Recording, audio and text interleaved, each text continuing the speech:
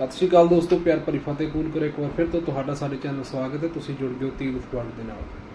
सारिਆਂ ਨੂੰ पता कि अमेरिका ने जापान के दो शहर हीरोशिमा ते नागासाकी उपर जो परमाणु बंब सुट्टे सी, अज भी उत्थे उसके असर किवें ने, किस तरह के उत्थे हालात ने, ते वो मुल्क उस स्थिति चों बाहर निकल के अज किस स्थिति में खड़ा। आ वीडियो देखते हैं, फिर अगे गल करते हैं। हिरोशिमा, हम सबने इस शहर का नाम स्कूल की बुक्स में ज़रूर पढ़ा होगा। दुनिया का पहला शहर जहाँ पे न्यूक्लियर अटैक हुआ था। लेकिन इस वीडियो में आज हम देखेंगे न्यूक्लियर अटैक किस हद तक तबाही मचा सकता है। जैसे लोगों की परछाई दीवारों पर छप गई थी। न जाने कितने बच्चे, बड़े, बूढ़ों ने अपनी जान गंवा दी थी। उनके टिफ़िन, पानी की बोतल, खिलौने आज तक म्यूजियम में ऐसे ही रखे हुए हैं। और बॉम्बिंग के रेडिएशन से हुए साइड इफेक्ट तो शहर में बहुत सालों तक रहे थे। शहर में बहुत सारी ऐसी जगह हैं जहाँ बॉम्ब के इफेक्ट आज भी देखे जा सकते हैं। और बात करते हैं यहाँ के लोकल लोगों से और न्यूक्लियर सर्वाइवर से कि क्या उनके दिलों में आज यूएस के लिए कोई हेट है।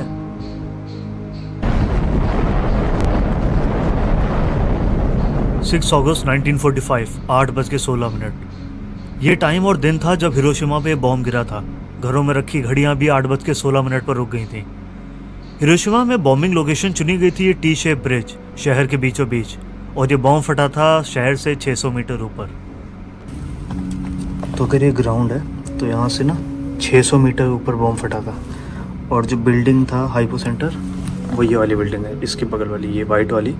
और इससे 600 मीटर फटा था यहाँ कहीं। और इसके बाद ये सारा तबाह हो गया था। तो बॉम्बिंग के लिए जिस टारगेट को चुना गया था वो था ये ब्रिज। और वो बॉम्ब इस ब्रिज से 600 मीटर दूर जाके फटा था। पूरा का पूरा शहर तबाह हो गया था, बस इस बिल्डिंग के अलावा। तो ये जो पीछे बिल्डिंग दिख रही है, ये अकेली बिल्डिंग है जो हाइपो सेंटर के रेडियस में खड़ी रही। और जो इसके अभी हालात हैं, इसी हालात में उसको प्रिजर्व करके रखा हुआ है। और ये यहाँ पे इंडस्ट्रियल प्रमोशन हॉल था। तो इसको तो पहले ये गवर्नमेंट ऑफिस था, लेकिन अभी ये पीस डोम के नाम से इसको जानते हैं। और एक्चुअली जो हाइपो सेंटर था वो उस ब्रिज पे होना था। और लेकिन वो वहाँ से हट के जब ऊपर से एयर स्ट्राइक हुई तो वो इसके पीछे फटा। तो इसी वजह से ना ये डोम एक तरफ झुका हुआ है और इसकी सारी कंस्ट्रक्शन एक तरफ से तबाह है और दूसरी तरफ हम ये प्लास्टर दिख रहा है। एक तरफ इसके सारे पाइप सारे मुड़े हुए हैं और सारी सिर्फ ब्रिक्स दिख रही हैं और प्लास्टर दिख रहा है। तो जिस हालात में ये बिल्डिंग तब थी, इसको इसी हालात में आज भी प्रिजर्व करके रखे गए। अंदर जाना अलाउ नहीं है क्योंकि वही है कि खंडहर है तो कभी भी टूट सकता है। लेकिन ये पूरी जगह तबाह हो गई थी। तो जब ये बॉम्ब फटा था, इसके 1 किलोमीटर के रेडियस में सारे लोगों की तुरंत डेथ हो गई थी। और इस बॉम्ब की वजह से 1,40,000 लोग मरे थे। इस बॉम्ब से जो फायर बॉल क्रिएट हुआ था उसका टेम्परेचर 7,500 डिग्री सेल्सियस था। और 3.5 किलोमीटर तक तो लोग आग की चपेट में भी आ गए थे। इंसानों की वो तस्वीरें तो मैं नहीं दिखा सकता, लेकिन उनके घर के अंदर का सारा सामान पिघल चुका था।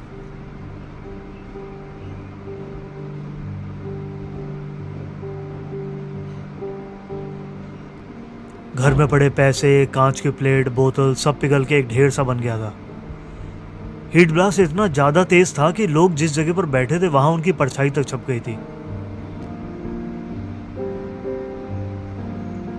इस ब्लास्ट में हज़ारों बच्चे मारे गए थे। उनमें से बहुत सारे बच्चे थे स्कूल में थे। और आग की वजह से किसी को पहचानना मुमकिन नहीं था। तो उनकी बिलोंगिंग से उनकी फैमिली उनको पहचान रही थी। किसी का लंच बॉक्स, किसी के कपड़े, तो किसी की पानी की बोतल।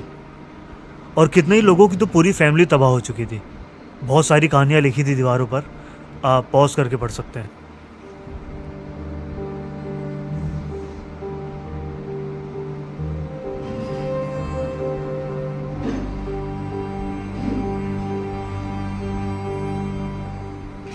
आग से बचने के लिए बहुत से लोग नदी में कूद गए थे। और जब बारिश हुई तो लोगों ने वो पानी भी पीना शुरू कर दिया था। लेकिन वो पानी और भी खतरनाक था क्योंकि पूरा शहर धुआं, केमिकल, रेडिएशन से भरा हुआ था। जो लोग आग से बच गए थे उनको रेडिएशन ने मार दिया। बॉम्ब ब्लास्ट के कुछ दिनों बाद रेडिएशन पूरे शहर में फैल गया था। और इसकी वजह से आने वाले कुछ महीनों में बाकी लोग की भी डेथ होती जा रही थी। लोगों ने जो कपड़े पहने थे उनके पैटर्न उनकी बॉडी पर छप गए थे। जो नाखून वापस आए वो कुछ ऐसे थे। इसी पीस म्यूजियम के बाहर एक बहुत बड़ा पार्क है जिसका नाम है हिरोशिमा पीस मेमोरियल पार्क। और इसी पार्क में मिला मैं एक अंकल से जिनका नाम था मीतो कोसेई, जो खुद एक बॉम्ब सर्वाइवर है। और वहाँ वो अपनी स्टोरी बता रहे थे। And I was very weak. I was absent from school almost 1 month every year in my childhood.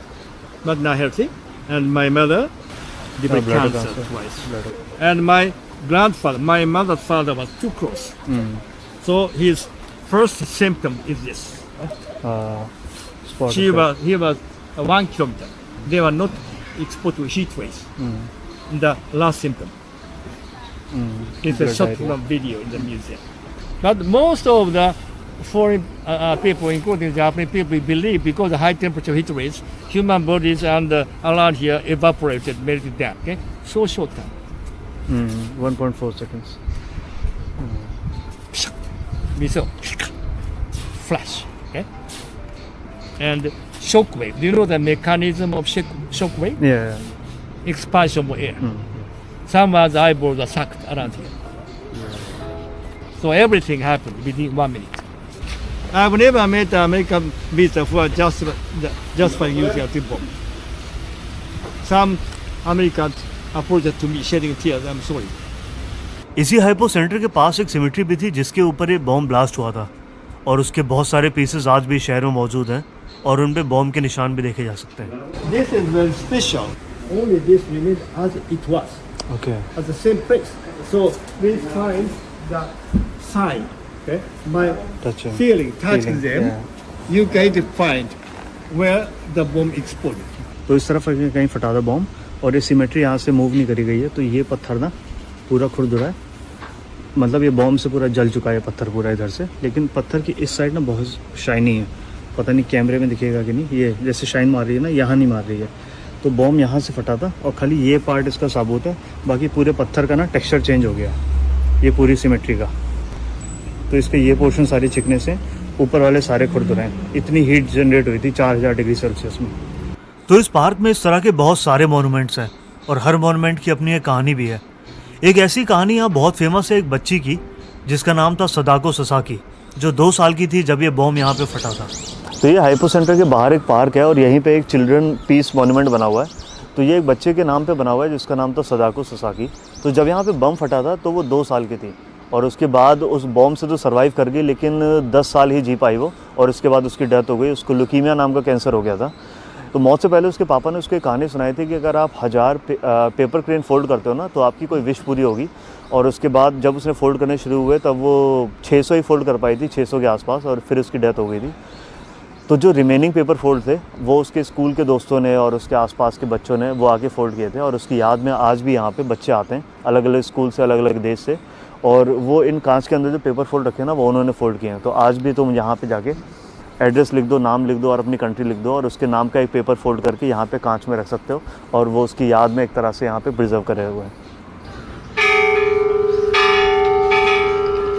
तो उस बच्ची की लास्ट विश पूरी करने के लिए लोग आज भी पेपर क्रेन फोल्ड करते हैं और क्योंकि ये ग्लास बॉक्सेस भर गए हैं तो एक बिल्डिंग है, लोग वहाँ जाके पेपर से क्रेन बनाते हैं और उसको ऊपर से ड्रॉप करते हैं और ये 4 या 5 मंजिलें भर भी चुकी है.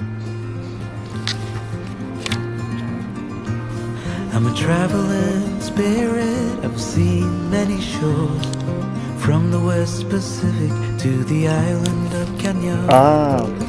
They treat me like a son anywhere I go, and even though no one can tell, I still feel that I'm alone.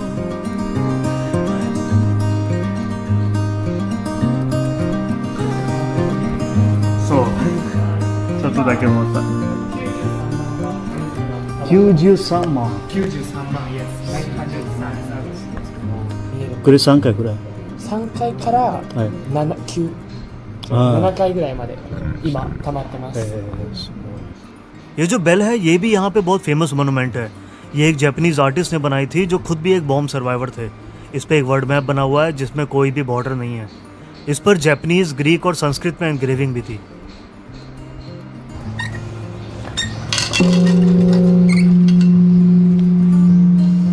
बहुत सारे देश है जो नेचुरल डिजास्टर से, दंगों से, वॉर से उभर नहीं पाते. वहीं हिरोशिमा एक ऐसा शहर है जो न्यूक्लियर अटैक से बाहर निकल के आया है और इतना डेवलप्ड भी है. और इस पार्क और म्यूजियम का नाम कुछ भी हो सकता था, nuclear attack museum, war museum या कुछ भी, लेकिन इसका नाम रखा गया पीस म्यूजियम.